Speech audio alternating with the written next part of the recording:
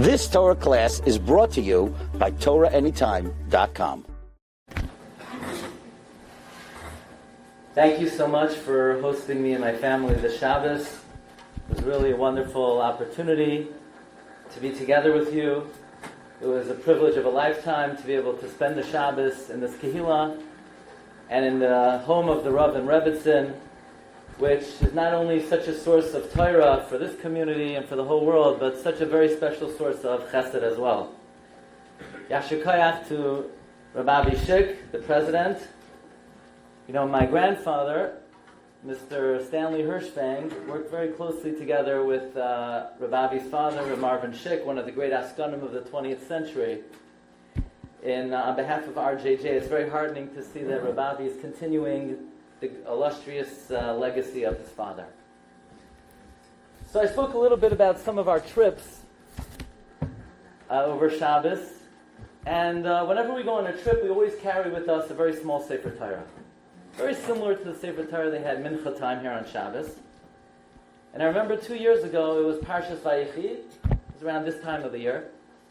And the Balkari had a very difficult time finding the beginning of the Parsha. Because as we know, Parsha Vayechi is a Parsha Sesuma. And not only does it not begin on the next line, not only there are no space, you don't even know it's a new pasuk. And Rashi famously asks, Lama Parsha Zu Sesuma. Rashi wants to know, why is this Parsha completely sealed shut? Says Rashi the famous words, Mipnei shekivan sheniftar Yaakov Avinu, that once Yaakov Avinu passed away, listen carefully to the words of Rashi, Nistemu einehem v'libam shel Yisrael mipnei tzaras hashiva. The eyes and the hearts of the Jewish people were sealed shut because of the bondage. And we sort of take it for granted. The eyes and the hearts of Klal Yisrael were sealed shut. But why does Rashi express it that way? Why does Rashi focus on the eyes and the hearts of the Jewish people? Just say, we were in bondage, we were brutalized, we were beaten, we were crushed. Why the emphasis on the eyes and the heart? And the Rebbe Shalom, I think, sent me a matana tova. We come to Parsha Shemais, and we're all familiar. Vayigdal Moshe, Vayitzei Elechav, Vayar b'sivloisam. Listen to the words of Rashi. They're treasures latent in every word of Rashi. Says Rashi, what does it mean? Vayitzei Elechav Vayar Nasan Einav V'Liboy Lios Meitzar Aleihem. Moshe Rabbeinu placed his heart, his eyes, to feel the pain of Klal Yisrael. Oh, Eureka! Now we know why you need eyes. Now we know why you need a heart. You need eyes to be alert to someone else's pain, to someone else's challenge, to someone else's difficulty. You need a heart to be able to feel someone else's pain. And friends, if Klal Yisrael were in Mitzrayim, and it was Nistemu Einehem B'Libam, you know what that meant? Didn't mean they were in pain themselves. It meant they were so immersed in their own plight, they didn't have the emotional wherewithal to look at another Yid and say, you know, what's bothering him? They didn't have the headspace to feel the pain of somebody else. And that's a big problem. Because Rebbe Shalom deals with us, Midah Keneged Midah. So what happens from the Shamayim if the Rebbe Shalom sees that we can't see someone else's pain and we can't feel someone else's pain? Then Kiviyachal Einoi V'Libai Shel Mala is Nistemu. And then we're stuck. We're stuck in Mitzrayim. I would think the Kavana of Rashi, Nistemu Einehem V'Liban Shel Yisrael, is that we were so immersed in our own pain, we could not feel and see the pain of somebody else. And then what's the Rebbe Shalom supposed to do with us? Houston, we've got a problem. Someone has to break the cycle. Who's going to break the cycle? Comes Rabban U'Moshiach Shel Yisrael. Comes the Raya Mehemna. Comes Moshe Rabbeinu. V'nosan einav v'liboy liyos meitzar aleihem. Moshe Rabbeinu opens up his eyes. Moshe Rabbeinu opens up his heart. And he's able to see the pain of another Jew. He's able to feel the pain of another Jew. The Rebbe Shalom says, that's the man I've been waiting for. I've been waiting a long time for this. And Ure'ei ze pele mo'er v'raboisai. Look at the next psukim. Vayar Eloikim es b'nei Yisrael vayeda Eloikim. Listen to a Rashi. Nosan eil aleihem leiv v'loi helem einav. Says Rashi, the Rebbe Shalom says, oh, Moshe Rabbeinu, you opened up your eyes. You opened up your heart. Kiviyachol, the einayim shel mala are now open. The leiv shel mala is now open. You've triggered Geulasan shel Yisrael. That was the big turnaround. You know, in our generation, there's a very big movement on shmiras ha'einayim. Closing your eyes. And it's very important. But at the same time, your eyes also have to be wide open. You have to be able to see what's bothering the guy next to me. What's bothering my friend next to me. Can I help him with a shidduch? Can I help him feel more comfortable in the shul? Can I help them acclimate a little bit more? Because when your eyes and your heart are open to your friend, you're not just helping your friend. You're triggering process of Geulasan Shel Yisrael, where Einav V'Liboy Shel Mala is now open wide. You know, it's very interesting. The Shalom Aleichem that the Rebbe Shalom gives to Moshe Rabbeinu. In the first conversation with Moshe Rabbeinu, the Rebbe Shalom comes along and he appears to Moshe Rabbeinu mitoich hasneh. What does Rashi say? Hashem is telecasting the message, Imoy anoichi b'tzara. You know, the Rebbe Shalom has many midos. He's a Racham, he's a Chanon. Why is this the Shalom Aleichem of the Rebbe Shalom to Klal Yisrael? Could be the Rebbe Shalom is telling Moshe Rabbeinu, this is how you're going to get out of here. This is how you're going to access the Geula. If you could feel the pain of another Yid, if when Achenu B'nai Yisrael are suffering in Eretz Yisrael, at the very least, you could put your eye, you could look, you could try to feel a little bit. It opens up the Shamayim and the Einoi V'Liboy Shel Mala. You know, there's an incredible Balaturim in this week's Parsha. Balaturim points out only 2 times in the whole Tanakh do you have a pasuk that begins with the word Uli Yosef. Number 1, Uli Yosef Yulad Shnei Banim B'Terem Tavai Shnas Harav. Yosef had 2 children before the years of famine began. And there's another pasuk at the end of the Torah. Uli Yosef Amar. Maybe we'll have Moshe. V'Vayreches Hashem Artzai. Mimeged Shamayim Meyal U'Mitahim. That's just Tachas. Rashi tells us, Uli Yosef ein lecha b'chol hashvatim eretz malaya tuv ka'artso shel Yosef. None of the shvatim had such a lush, fertile land like the land of Yosef HaTzadik. Says the Balaturim, why was Yosef zoiche to mevoireches Hashem artzai? Says the Balaturim, because Uli Yosef yulad banim b'terem tavai shnas harav. Because Yosef said the world is suffering, mankind is suffering, I'm not going to engage in pleasure now. So therefore he had his children before. Yosef empathized, he sympathized, he had a heart for other people. Says Rebbeinu Shalom, I'm going to bless you. I like that midah. That's my midah. That's my hallmark characteristic. You're going to win the jackpot. You're going to hit it big. Uli Yosef Amar Mevayrechas Hashem Artzai. Says the Mashgiach, Rav Matisyahu Solomon, Shavar Fush Shalema, when I hear this word, I quiver because it's incredible. Says Rav Matisyahu, and who gives Yosef the bracha? The pasuk says, Uritzayin shoicheni shvana sneh. Uritzayin shoicheni sneh. From the goodwill of the one who resides in the thorn bush. Ask the Mashgiach, you know, in Kala Torah Kula, never is Rebbeinu Shalom referred to as the one who resides in the thorn bush. Why is Rebbeinu Shalom called the Shoich Nisneh? Why not Uritzoin Shakai, Uritzoin Svakos, or Uritzoin Havaya, Uritzoin Elokim? The Rebbeinu Shalom is telling Yosef, you know why you got the bracha? Because Yosef yulad shnei banim b'terem tavei shnas harav. Because you emulated me. You followed my midah. You learned the lesson. You sympathize with people who are b'tzar. And because of Yosef yulad shnei banim b'terem tavei shnas harav, Yosef was nisbarech meritzoin shoichni sneh, who taught Klal Yisrael this lesson. But this is one madrega.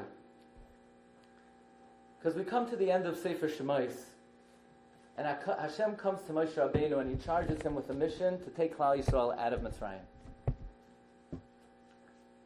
And Moshe Rabbeinu defers, he says, what do you want from me? Give it to my brother. Shlach na b'yad tishlach. Send the person who you usually send. Rashi says, who does Rebbeinu Shem usually send? Rashi says, Aaron HaKohen. Aaron HaKohen? When did Hashem ever speak to Aaron HaKohen? Rashi quotes a nevuah in the second parak of Yechezkel, where Hashem tells Klal Yisrael, get rid of your avodah zarah. Says Rashi, that nevuah was directed to Aaron HaKohen. Aaron was already receiving nevuah. Does anybody know how old Aaron was when he got that nevuah? The Medrash Tanchuma says Aaron received that nevuah 80 years earlier. How old was Aaron 80 years earlier? Aaron was 3 years old when he received that nevuah. Says the Tanchuma, and after Aaron received the nevuah, he did not stop prophesying for 80 years. And Hashem had never even spoke to Moshe Rabbeinu once. So the question is, Aaron received nevuah 80 years earlier? What did Aaron ever do that he was zoicha to get nevuah from the time he was 3 years old? We have no record of anything that Aaron HaKohen did. So there's a sefer Rapduni Batapuchim from the brother of Asher Arieli, of Shlomo Arieli. He wrote the blue Rabbi Kiva Eger's. There's a Goinistic sefer. He says there's one thing we know about Aaron HaKohen. The pasuk says, "Vatiftach vatireu es hayeled." Basia comes. She opens up the carriage, the crib, floating on the Nile. V'hinei nar boicha. So we would simply read, V'hinei nar boicha. The kid was crying. Moshe Rabbeinu was crying. But again, the Baal HaTurim is bothered. Well, first we call him a Yeled. And now he's a Nar? So the Baal HaTurim says, Nar is not Moshe. V'hinei vatireu es hayeled. V'hinei nar is Aaron. Nar is Aaron. He even brings, Nar boicha is Gematria Aaron. Aaron was crying. Why was Aaron crying? Aaron was crying because his brother was Betzar. It says, Arachaim HaKadosh. And how do you read the end of the pasuk? Basia says, Vatachmal alav, Vatoimer miyaldei ho'ivrim. It's a Yiddish kid. Someone who could cry for their brother's pain. That's a Jewish child. Vatachmal alav. It wasn't Moshe crying. It was Aaron crying. And Memela Basia said, this must be a Jewish child. Says Rav Shlomo Arieli, you know why Aaron was zoichet to nevuah from the time that he was 3 years old?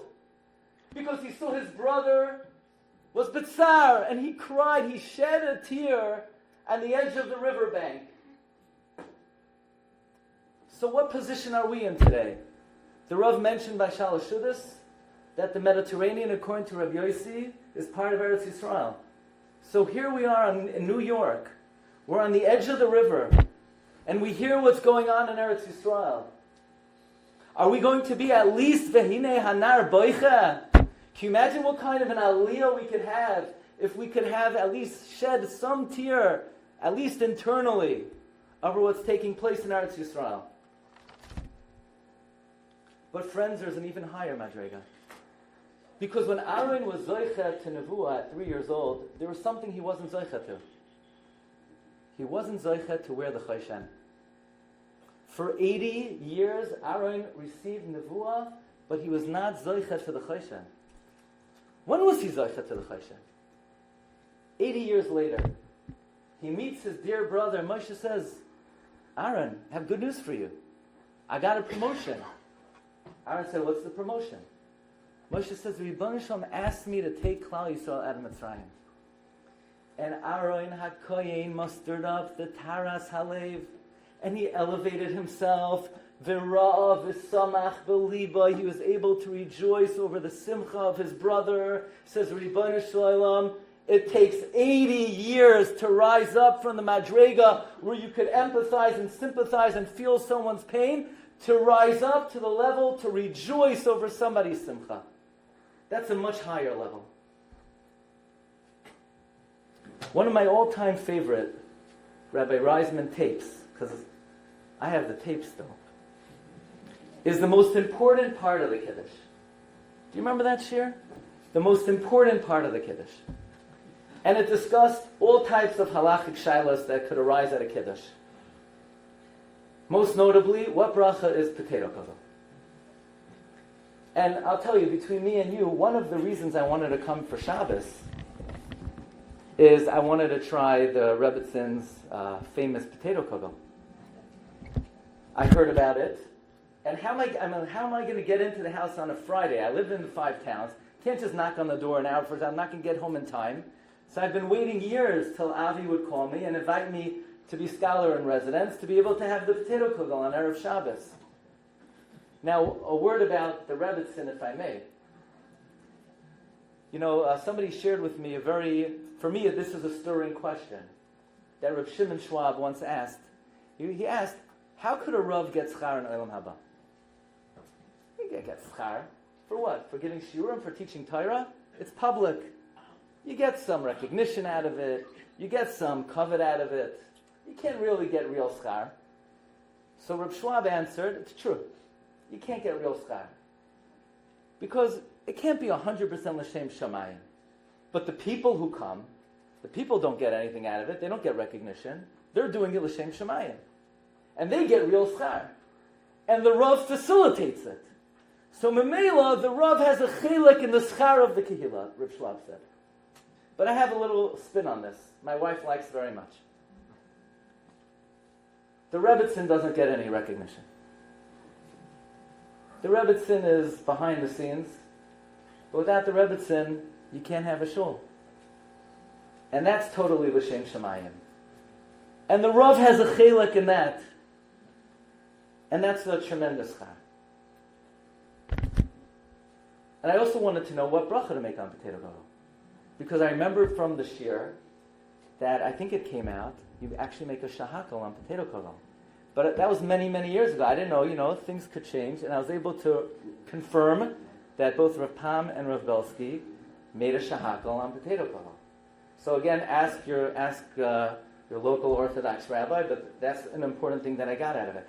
But if you remember that shiur, the most important part of the Kiddush, the Steipler said, was giving a bracha to the Balei Simcha. That's the most important part of the Kiddush. Because a bracha that a friend gives, b'leiv, uvenefesh, al tehei berchas hedyot kala beinecha. But if I could be moisef on divrei kadshay of the Rav, there's another element of giving a bracha to a Baal Simcha that's the most important part of the Kiddush. Because when you give him a bracha, you're expressing to him that you're happy for him. And when you go to a Simcha, probably the most important thing you should do is be happy for the Baal Simcha. That she's marrying off their son, their daughter, they're making a bar mitzvah. So to come together tonight, at the very least, we look at the person sitting next to us. What can I do for him? Is there a way I can help him? Can I make him feel more comfortable? Can I help them acclimate a little bit more? Can I help them with the zivug? But you know what? If you're sitting next to your friend of many years, and there's zoicha to have a family and children and grandchildren, be happy for that. Be happy that your friend next to you has einaklach and has nachas from his einaklach. And if you do that, it's a very big accomplishment. And you know what? I tell you, I'm very happy for all of you that you are zoicha to have at the helm of your shul a Rav and a Rebbitzin who are really great lights for the Jewish people. You should enjoy them. Gesundheit for many happy years. Agatevach. You've just experienced another Torah class brought to you by TorahAnytime.com.